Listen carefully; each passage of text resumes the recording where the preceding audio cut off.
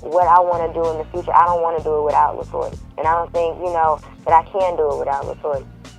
In interviews made in the spring of 2000, Beyonce and Kelly maintained that over the last year, LaToya and Latavia had become increasingly disinterested in the creative processes within the group and more interested in drawing their pay.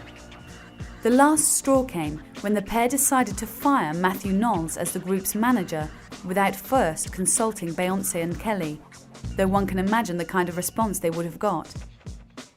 As one delves further, the plot thickens, with LaToya and Latavia emerging as two people who had been increasingly sidelined in a situation where they believed they should have equal rights with their two partners, and should have been consulted over any move the group might make.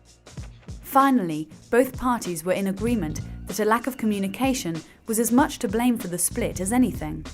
In fact, LaToya recounted how she was in her car one morning when she first learned from the radio that Destiny's Child had just made a video for their new single, Say My Name. It later emerged, again on the radio, that she was no longer a part of the group and that two new members had already been lined up. So that was that. Thank you and goodbye. Both better and lesser known groups have fallen apart under this kind of pressure. Since the beginning of their shared dream all those years ago, the girls had barely had time to stop and think about what their success really meant. Beyonce could certainly have gone on to great solo success had Destiny's Child folded after the initial split. At the tender age of 18, she could look forward to developing a career as an actress as well as consolidating her illustrious talents as a singer, writer and producer. But luckily, it seems that her heart was really with the future of Destiny's Child, and so the search had begun for two new members. But in the fast-moving world of pop music, there's very little time to stop and agonise about such matters.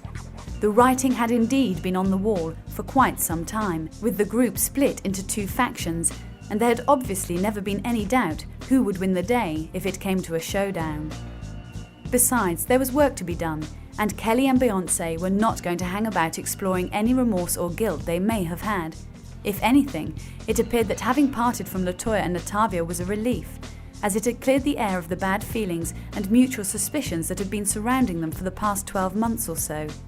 There was to be no looking back. It had to be, for Destiny's Child at least, business as usual. As to whether they could survive the split or not, the answer was a defiant yes, they certainly could. There was only one thing left to do: find two new members and get on with their careers.